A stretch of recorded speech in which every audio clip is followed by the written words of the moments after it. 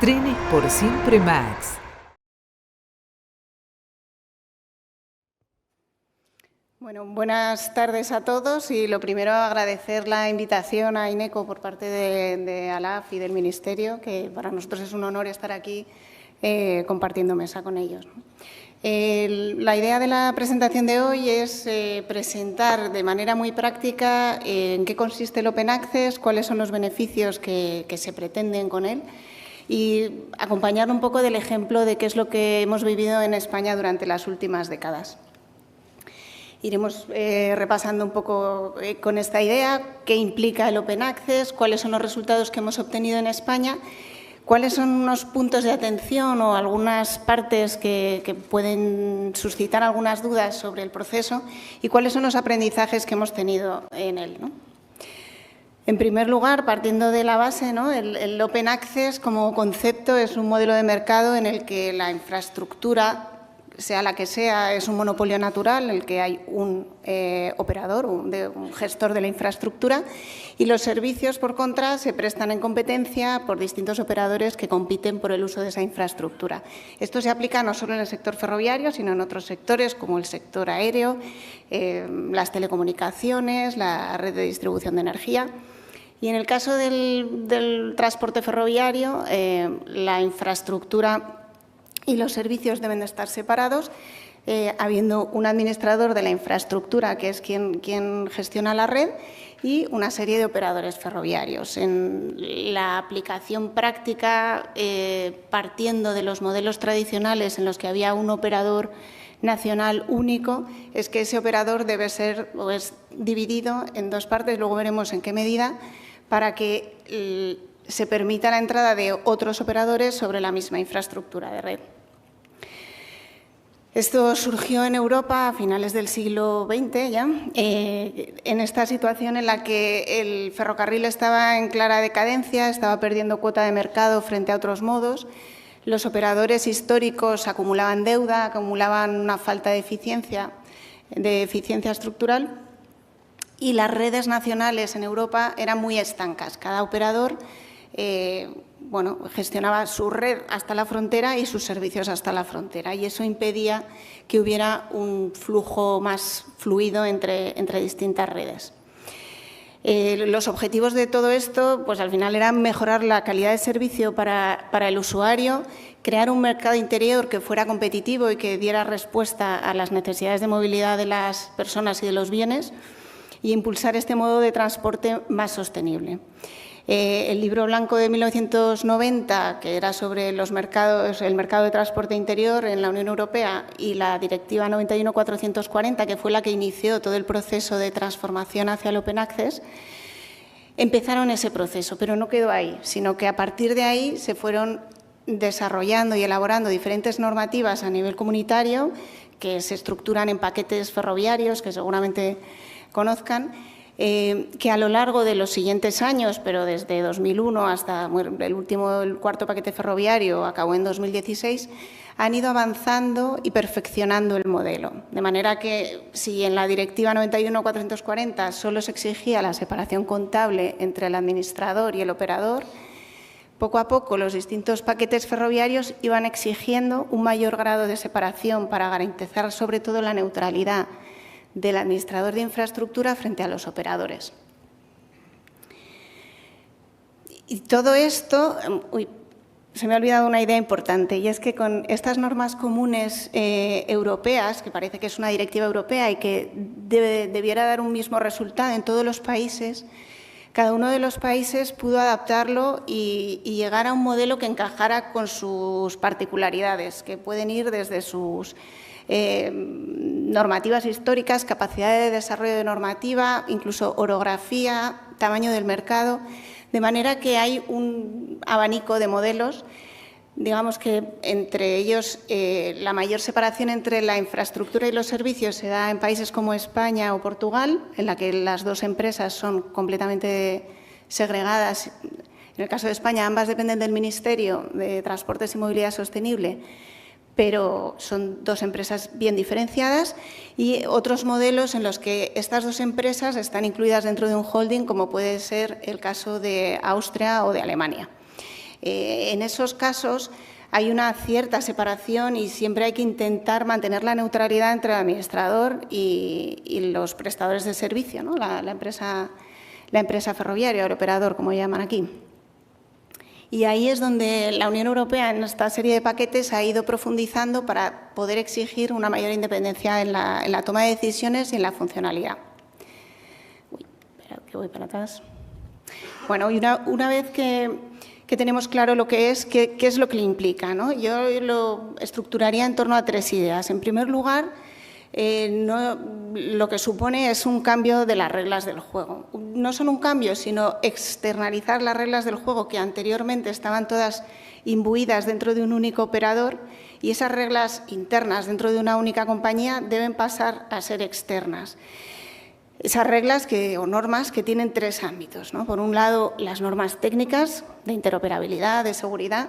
En Europa nos vienen muy marcadas por normativas europeas comunitarias, lo cual también hace que haya un marco común para todos los operadores y que dé una certeza frente a los operadores de distintos países operando en otros, ¿no? Por otro lado, las reglas operativas que gestionan el día a día, la capacidad, la asignación de surcos. En el caso de España, por ejemplo, la declaración sobre la red de ADIF, donde se establecen cuáles son los procedimientos, las prioridades, etcétera. Y, por otro lado, las reglas económicas, principalmente los cánones por uso de la infraestructura, que en el caso de España se definen con el Reglamento de Cánones de ADIF, que debe ser aprobado por la CNMC, que ahora veremos qué actor es y qué papel juega en todo este sector. Pero la idea que subyace aquí es que estas normas deben garantizar una neutralidad, que no haya discriminación entre distintos agentes y que se apliquen por igual. Pero además necesita que sean transparentes y que tengan previsibilidad, de manera que los distintos actores, operadores ferroviarios o cualquiera de los demás, puedan organizar y prever sus inversiones, reduciendo el riesgo de las mismas. Y, por último, al final, todas estas normas no podemos perder de vista que el objetivo es prestar un mejor servicio al usuario, ya sean los ciudadanos en el transporte de pasajeros o a la carga en el transporte de mercancías. La siguiente implicación gorda, una vez que tenemos las reglas del juego, necesitamos tener árbitros. Esta segregación genera tensiones y genera conflictos, como no puede ser de otra manera.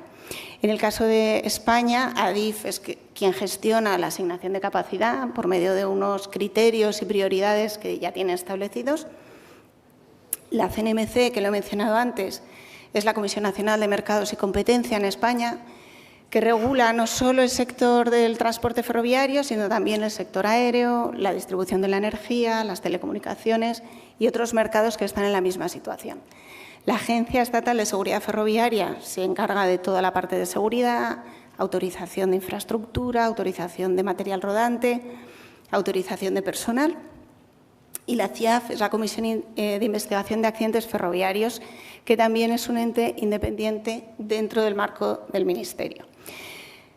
Estos árbitros es importante que mantengan su neutralidad y que se perciban como neutrales e independientes por el sector, evitando de esta manera que la competencia genere excesivas fricciones o excesivos debates.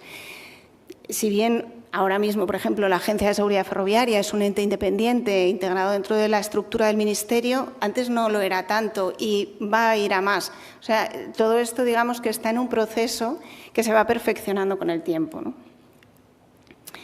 Y, por último, la tercera pata de estas implicaciones es la aparición de nuevos jugadores. De nada sirve abrir el terreno de juego si solamente tenemos operadores ferroviarios. En una situación histórica, con un operador histórico, muchos de los servicios se prestaban dentro del propio operador. La formación del personal, el mantenimiento del material rodante, la disponibilidad del material rodante. Y cuando abres el mercado, quizá los nuevos operadores no dispongan de esa capacidad para prestarse a sí mismos todos esos servicios, sino que necesitan de otras empresas que generan todo un ecosistema para permitir que los operadores ferroviarios presten sus servicios. Cuando ya tenemos todo el sistema montado, las nuevas reglas, los árbitros y todos los actores que hacen falta para que la fiesta funcione, empezamos a ver los resultados, ¿no? En España el proceso comenzó con las mercancías, bueno, en España y en toda Europa. En 2005 se abrió al mercado, bueno, después de la normativa que habíamos visto en el 91 y las siguientes normativas, primer paquete ferroviario, etcétera, la ley del sector ferroviario que entraba en vigor el 1 de enero, abría definitivamente el sector de las mercancías. En un primer momento hubo muchas empresas constructoras que entraron en el mercado generando sus propias empresas ferroviarias que, bueno, han tenido su variopinta evolución a lo largo del tiempo. Y estas primeras empresas ahora no tienen tanto peso, sino que ahora son las navieras y las lojistas las que están entrando en el mercado. Y esto es muy potente porque realmente son las que conocen el mercado, conocen al cargador y, de alguna manera, integran toda la cadena logística en un único operador. En España hay muchos puertos, al final somos una península y la carga principalmente entra por los puertos. No hay tanta distancia terrestre, porque muchos de los flujos que van hacia Europa lo hacen por mar, porque es natural, y los pasos ferroviarios en el fondo son limitados, pero dentro de la península integrar las cadenas el ferrocarril dentro de las cadenas logísticas ha sido clave.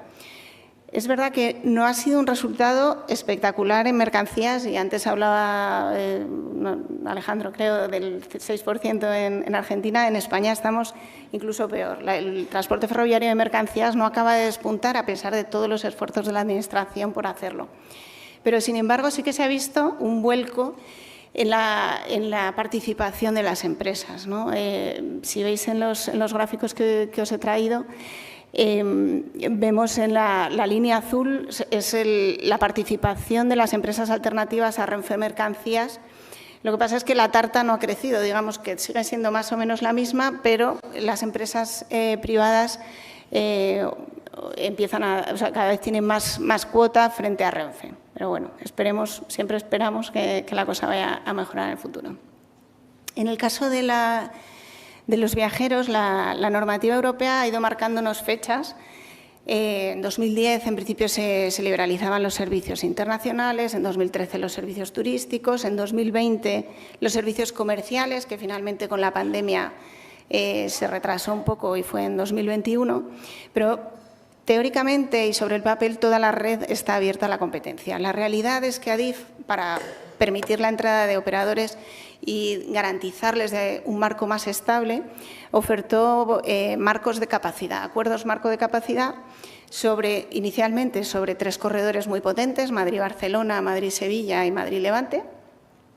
Y sobre esos corredores licitaron la oferta de capacidad, se presentaron bastantes grupos empresariales y finalmente 3 fueron los seleccionados. Uno era Renfe, como no sorprendió a nadie, al final había un paquete de oferta que se ajustaba mucho a la oferta que ya tenía Renfe. El segundo fue Ouigo, que es un operador formado por varias empresas, entre ellas SNCF.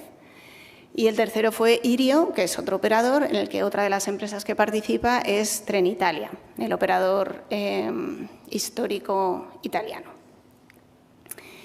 Aquí vemos en el mapa cuáles son los corredores. En azul son los corredores que ya están liberalizados, o sea, en realidad todo está liberalizado, pero donde ya existe una liberalización efectiva. Y en amarillo están los corredores que van en el segundo acuerdo de capacidad marco, que está en proceso de tramitación por parte de Adif, pero tiene una dificultad añadida, que es que el ancho de la infraestructura, la trocha que llaman aquí, es diferente en los tramos finales. Por ahora Renfe lo resuelve muy bien con trenes de ancho variable, de ejes de ancho variable, pero para las empresas entrantes está siendo difícil dotarse de material para prestar estos servicios. En el gráfico de la derecha vemos la evolución del uso de la infraestructura en los principales corredores. Bueno, ahí vemos el pico del COVID, que también distorsiona un poco todo el análisis, pero básicamente se ha disparado el uso de la infraestructura. Uno de los problemas que teníamos era que habíamos invertido mucho dinero en la red de alta velocidad y estaba siendo infrautilizada. Y uno de los objetivos del proceso de liberalización y del acuerdo marco era solucionar esto, ¿no? Y, de hecho, lo está haciendo.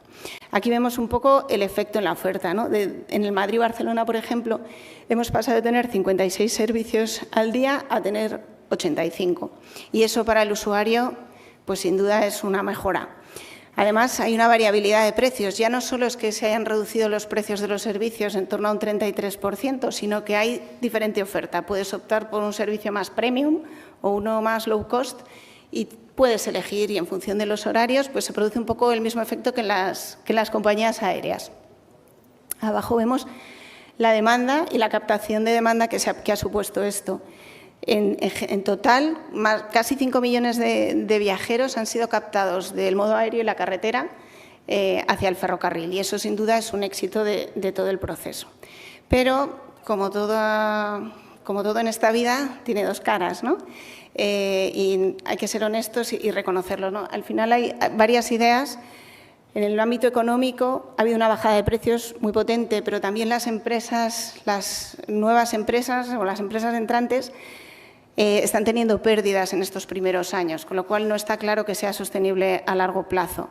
Y esto genera además muchas tensiones con los cánones. Las empresas ferroviarias reclaman constantemente al regulador y al Ministerio que revisen los cánones porque consideran que no son justos, pero a la vez si los reduces pones en riesgo el equilibrio del administrador de infraestructura. Por otro lado, algunos componentes estratégicos son entrantes, pero no son tan nuevos, porque en el fondo son operadores históricos de otros países que entran en nuestro mercado. Y en este sentido, España ha sido muy abierta en su proceso y los operadores nuevos o entrantes se llevan un 30% del pastel, aunque el pastel ha crecido y Renfe no ha perdido tanto.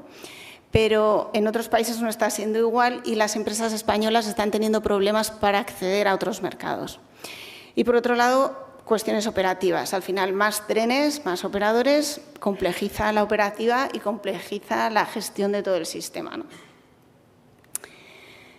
Y de todo esto, ¿cuáles son los aprendizajes que podemos extraer? Por un lado, que es un proceso gradual, que no es un interruptor que pasas de un día a otro del todo a la nada. Desde el 91 que salió la directiva 91/440 hasta 2020, cuando se hizo efectiva la liberalización de los servicios comerciales, pues han pasado, no lo sé, pero casi 30 años, ¿no? Yo diría. Y ese proceso, que es muy largo, también permite que se vaya regulando. Y no supone que el principio fuera un error, sino que según cómo va reaccionando el sector y cómo va reaccionando todo ese ecosistema de actores, hay que ir afinando la máquina para adaptarse a la situación. Por otro lado, es necesario dar certidumbre a todas las empresas, no solo a los operadores, sino a todo ese ecosistema de actores para poder vencer las barreras de entrada al mercado, ¿no? Hay que tener demanda, quizá no a nivel nacional, pero a nivel regional. Hay que ver cómo se permite que exista esa competencia y de una manera que sea sostenible para todos. Para todos, incluyendo también al operador histórico, que al final es un activo de cualquier país, un activo en activos físicos, pero un activo sobre todo en recursos humanos, en personal, que no se puede abandonar y al que hay que darle cabida y hay que darle su papel en todo este proceso. Bueno, la coexistencia de multitud de actores en el ecosistema, yo creo que ya lo hemos mencionado, y en definitiva yo creo que el sistema en Open Access funciona siempre que haya unas instituciones que lo sustentan y que lo vigilan y lo van ajustando a medida que pasa el tiempo. Y nada más. Muchas gracias.